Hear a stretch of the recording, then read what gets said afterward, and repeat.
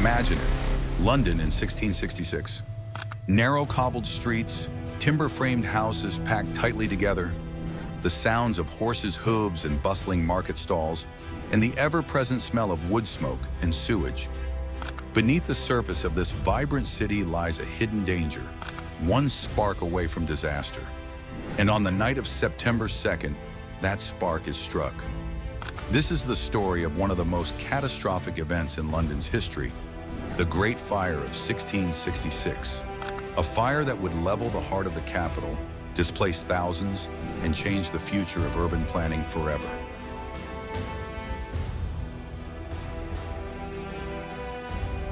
To understand the full magnitude of the Great Fire, we must first picture the London that came before it. In the mid-17th century, London was the largest city in England and one of the most important trading hubs in the world. It had a population of around 350,000 people, most of whom lived in the densely packed area known as the City of London, a mere square mile surrounded by medieval walls. The city was a hodgepodge of narrow lanes and tightly squeezed timber buildings, many of them several stories tall with overhanging upper floors. These structures leaned so close together that in some alleys, the houses on opposite sides nearly touched. Most were built of oak timber with pitch or tar used for sealing, highly flammable materials that turned the city into a veritable tinderbox. Street lighting was primitive, provided mostly by candles or oil lamps. Open flames were used for cooking and heating. Smoking pipes indoors was common. Fire was a constant companion and constant threat. Worse still, fire safety regulations were lax. There were no formal fire departments, only parish watchmen and primitive fire engines, hand-drawn, hand-pumped machines that could barely project a jet of water. Buckets and hooks were the main tools for firefighting. Fire breaks, deliberately demolished buildings to stop flames from spreading, were used only in extreme cases, and often with political resistance. And let's not forget that London, in 1666, was still reeling from another disaster, the Great Plague of 1665. That outbreak had killed nearly 100,000 people, roughly a quarter of the city's population. Many believed it was a divine punishment. Few would have imagined that the city's next punishment was just around the corner.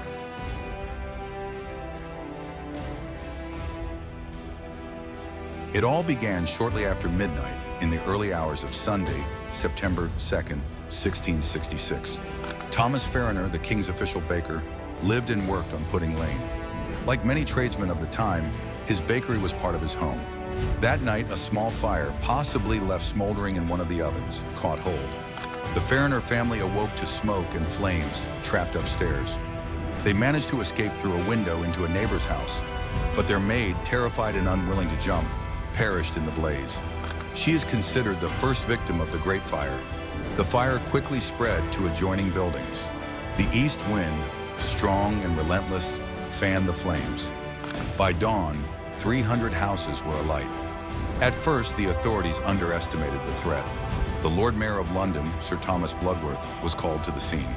He notoriously dismissed the danger, reportedly saying, "Pish, a woman might piss it out." That moment of inaction proved critical. The fire raged unchecked, feeding on dry timber, climbing up walls, leaping from roof to roof, alley to alley. A disaster was unfolding, and no one had the tools or the leadership to stop it.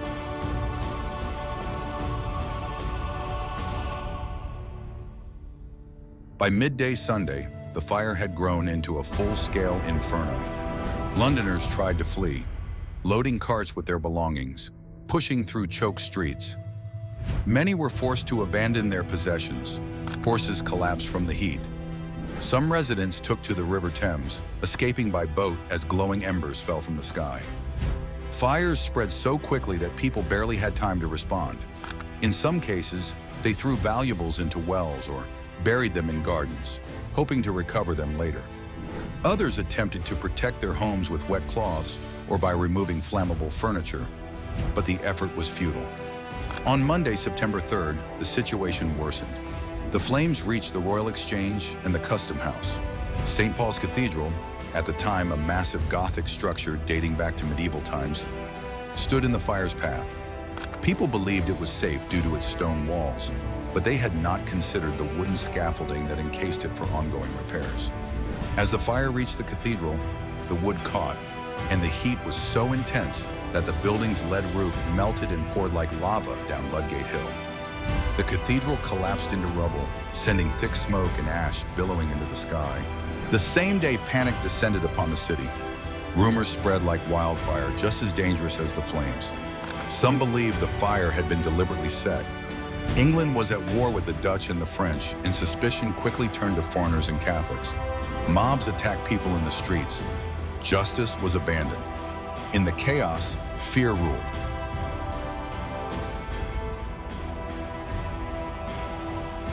With the fire now entirely out of control, King Charles II took action.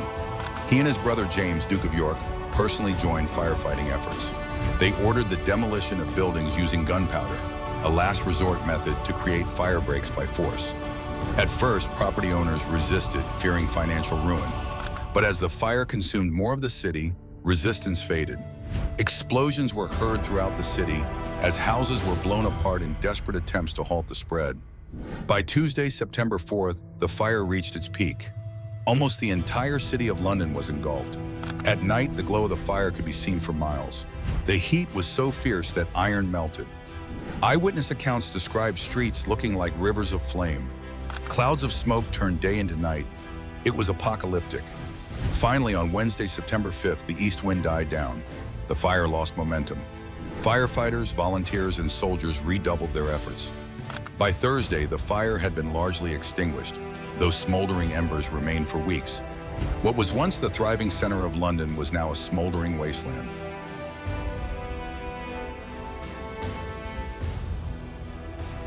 The devastation was enormous. Over 4 days, the Great Fire of London destroyed approximately 13,200 houses, 87 parish churches, 44 livery company halls, and several important buildings, including the Royal Exchange, the Custom House, and St. Paul's Cathedral.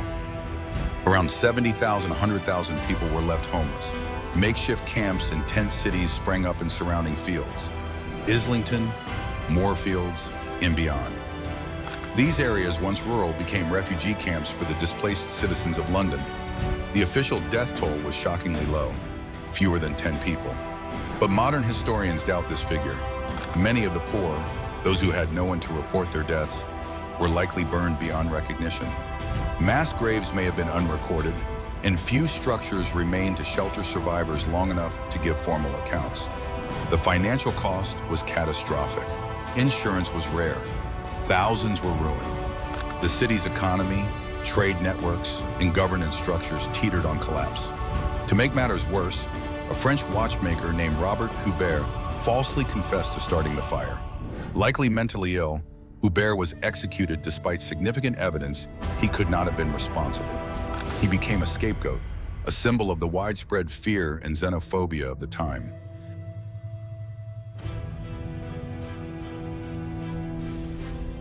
But out of the ashes, a new vision was born. King Charles II and other leaders saw an opportunity to redesign London. Proposals from architects like Christopher Wren, John Evelyn, and Robert Hooke imagined a city of grand boulevards, parks, and marble buildings, an English rival to Paris or Rome. However, practicality prevailed. Property disputes, a lack of funds, and pressure to rebuild quickly led to a compromise. The new city was constructed largely on the original street plan. Still, important changes were made. Wooden buildings were banned. Brick and stone became the standard. Streets were widened. Fire insurance companies were founded, and many established their own private fire brigades, marked by brass fireplates on buildings. St. Paul's Cathedral was rebuilt, not as a Gothic relic, but as a majestic Baroque masterpiece under Christopher Wren's direction. It became the centerpiece of the new city and a symbol of resilience. The Great Fire also ushered in the first organized fire services, beginning a long evolution toward modern fire safety standards.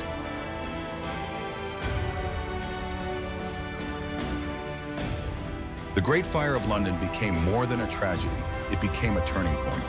It revealed the vulnerabilities of medieval urban design, the consequences of neglect, and the destructive power of rumor and fear. But it also inspired reform, innovation, and rebirth. London emerged from the ashes not just as a repaired city, but as a stronger, more conscious one. And though it would take decades for the scars to fully heal, the fire reshaped how cities were built and how societies prepared for disaster.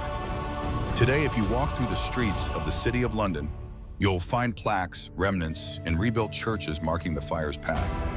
Near the original site of Farriner's Bakery on Pudding Lane stands a towering column, simply named the Monument.